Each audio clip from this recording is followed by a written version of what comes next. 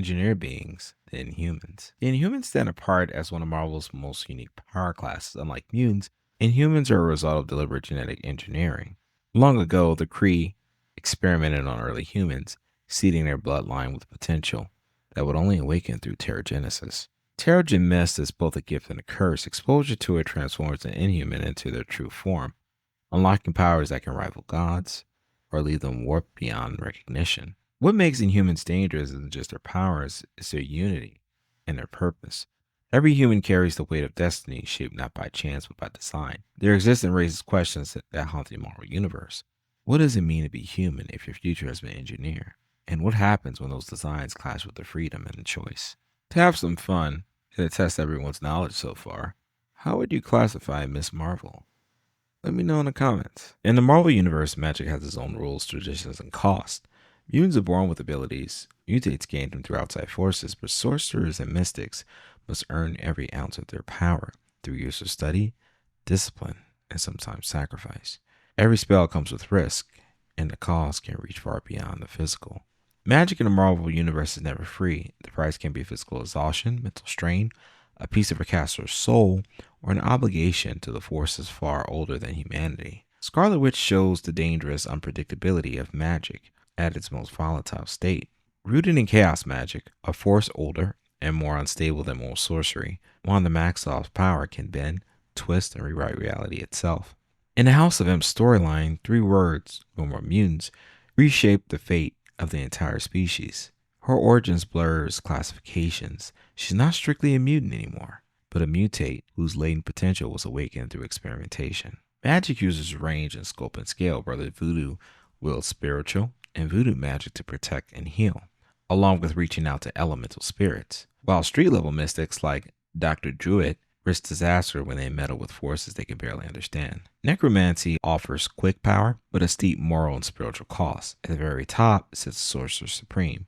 Doctor Strange embodies this path, tasked with maintaining balance with the world's mythical defenses, and whose decisions can shape the fate of entire dimensions. The truth about magic in the Marvel Universe, it demands constant balance between power and restraint, ambition and responsibility. It may seem limitless, but there are forces in the cosmos that don't bend reality. They define it, the divine. Not every hero gains power from science, mutation, or magic. Some are choosing vessels of gods or higher beings. Their abilities come from not their own ambition, but from divine covenant, worship, or spiritual bargains. To wield divine power is to carry both blessings and a burden. Bast, the Panther God, one of the eldest daughters of Ra, is central to Wakanda's legacy. She began as a mortal who rose from godhood through worship, becoming the Panther God. Every Black Panther is bound to her through heart-shaped herbs, a sacred plant that forges a spiritual link, all enhancing the body to near superhuman levels. When T'Challa defeated his uncle and consumed the herb, Bast herself empowered him, not just as king, but as Wakanda's divine protector. Yet Bast is not a passive patron. When T'Challa failed to aid the people of Xenia, she stripped him of his gifts and chose another, Sekium Neville,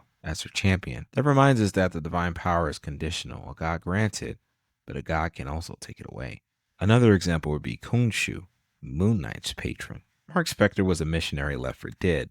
Bleeding beneath the statue of Khonshu, the Egyptian moon god, on the edge of death, his spirit was drawn into the spiritual realm where Khonshu offered him a bargain. Life restored in exchange for service, acting as his earthly avatar. Mark accepted and thus became Moon Knight. His strength and ability and resilience were enhanced, fluctuating with the phase of the moon. Sometimes his divine empowerment made him nearly superhuman, but the deal came at a cost. Mark's mind was fractured under Khonshu's influence, his life forever caught between divine servitude and mortal struggle. Unlike mutants who are born with their powers and technologies who build it, divine class relies on forces beyond mortal control. Their strength is vast, but it's borrowed. Gods like Bast or Khonshu grant their champions incredible abilities, but they demand loyalty, faith, and sacrifice in return. When their faith wavers, so too does the might of their power. Divine heroes embody the oldest themes in storytelling, the bond between mortals and gods, and their battles aren't just physical but spiritual, aliens, and extra-dimensional beings. Not all powers in Marvel are born from Earth. Beyond our skies and across dimensions exist empires.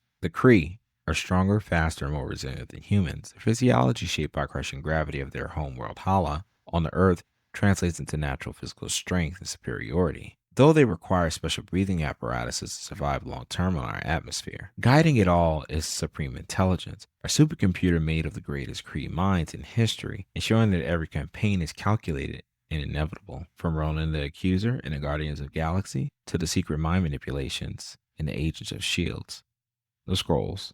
The Skrulls are a species defined by survival and transformation. Forged by celestial experimentation, they splintered into three branches: the Eternals, the Primes, and the Deviants. It was the Deviants, with their uncanny shapeshifting, who endured, dominating their race and shaped its destiny. Once peaceful, they became warriors through endless conflict with the Kree, spreading their empire across 50 worlds. Tragedy struck when Galactus destroyed their throne world, Tarnax, leaving the empire fragmented and desperate. But if you watch my Reed Richards video, you would know all about that. The Asgardians are not aliens in the traditional sense, but extra-dimensional beings, whose origins are actually a mystery even to this day. It's been said that the Asgardians are a result of early humans' worships, but that's a story for another time. Asgardians are denser and stronger and tougher than humans, able to withstand forces that would shatter mortals. They traverse the 9 realms through the Bifrost and wield mystic artifacts, forged through the heart of stars. Thor's hammer is only one example of the kind of power they command. The Asgardians remind us that sometimes alien and divine are one and the same. Why does this class matter? Alien and extra-dimensional beings force us to zoom out. The Kree show us science pushed to its evolutionary peak. The Skrulls reveal the horror of perfect infiltration. The Asgardians blur the line between God and alien, wielding power and myth in equal measure. Together they remind us heroes that the universe is vast and Earth is only a small piece of the game on the board. That being the case, how will we categorize Thor? Let me know in the comments. Class 10. Cosmic powers. The cosmic power category was very hard. There is a range when it comes to individuals who are using this power. There are some who operate on a smaller scale, such as acting like police in a sense of the universe like Nova Corp, to concepts such as death in the universe itself. So I felt the need to separate the two into different categories. Let's get started. The Celestials are ancients, towering entities who shape the destiny of entire civilizations. They conduct experiments, judge the worthiness of worlds, and decide the fate of the species. Their actions have rippled throughout Marvel's history, from the creation of mutants to the rise of the Eternals. The Celestials don't just influence events, they set the stage for evolution and extinction. When they arrive, it's a signal that something of monumental concern is about to change, often on a scale that goes far beyond an individual hero or villain. The Phoenix Force is another expression of cosmic power, but its nature is even more complex. The Phoenix is an ancient cosmic manifestation representing both life and destruction, the cycle of creation, death, and rebirth. It's an avatar of the universe's fundamental forces and a sum of the universe itself. Then there's the Beyonders, whose power redefined what cosmic might could mean. The Beyonder possess the ability to warp reality, destroy galaxies, and create entire universes. During the events of the Secret Wars, the Beyonders' actions demonstrated that cosmic powers could surpass even the combined strength of every hero. Though I would like to mention the Beyonder and the Beyonders are often confused. Though it goes out the scope of this video, we're going to still put them in the same category for right now. The Elders of the universe add another layer to the cosmic hierarchy. Each Elder is an ancient being who survived shortly after the Big Bang, wielding a fragment of the power of the primordial, the original energy used to create the universe.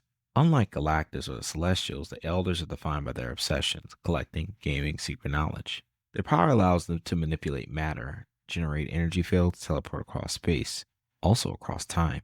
While their influence is immense, it's often focused on their personal pursuits, making them both unpredictable and dangerous on a cosmic scale. The clearest example is Galactus. He began as Galen, a mortal from a universe that existed before our own. As the universe collapsed, Galen merged with the sentience of the universe, emerging after the Big Bang as Galactus in the 7th iteration of the universe. He wields the power cosmic, a force that lets him reshape reality, absorb unimaginable amounts of energy, and bend matter to his will. He can also travel across the cosmos in an instant. Yet, even among these titans, there are powers that don't just shape the universe, they embody it. Cosmic powers set the stage, but some forces are the stage itself. I did struggle with this because technically the Phoenix is arguably one of the strongest beings, if not top 5. But where the distinction lies is not necessarily in its strength, but that these are living concepts. Class 11, the living concepts. Some forces in the Marvel Universe aren't just powerful, they are ideas that define existence.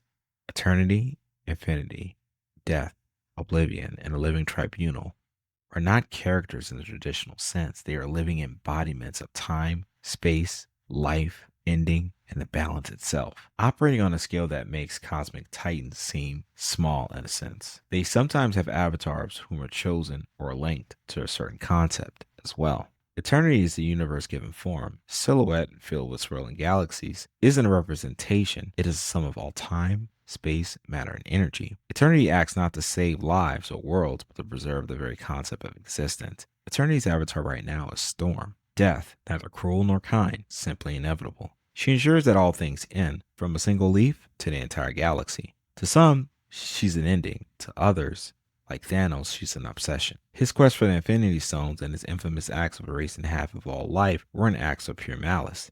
They were twisted offerings in a desperate bid for her attention. Thanos is an avatar indirectly of death. Oblivion is not destruction, but the void, the absence before the creation, the quiet that follows it. Where death claims the living, Oblivion claims the forgotten, and it never was. It is the infinite silence beyond existence. Oblivion occasionally acts through avatars to reclaim fragments of reality that drift too far into chaos. The Chaos King is an avatar of Oblivion. It was thought at one time that the god of the symbiotes, Null, was an avatar of Oblivion. If that's true, please let me know in the comments and send the source material. Infinity, the sister of eternity, is the embodiment of time's endless flow and limitless possibilities. She ensures that the past, present, and future remain in harmony. When she acts, is to preserve the cosmic order that lets history unfold. The living tribunal stands above all. Its three faces, equity, necessity, and vengeance, deliver impartial judgments across the multiverse. Even the mightiest cosmic forces bow to its authority. When the tribunal appears, it's because the very laws of reality are on the verge of collapse, and its word is final. Abstract entities are the framework upon which the Marvel Universe rests. They are storytellers behind stories. They are the unseen hands guiding the faith of gods and mortals alike. Their presence forces every hero, villain, and reader to consider their place in the large story of all, the fate of everything. What makes Marvel's universe so compelling isn't just the classifications, it's how they overlap. Every blurred line opens up new possibilities. It's what makes Marvel's universe alive. Not a neat system, but a living cosmos full of contradictions. Just like life itself. Keep your feet on the ground and your eyes on the stars. Excelsior, my fellow nerds. Kai out.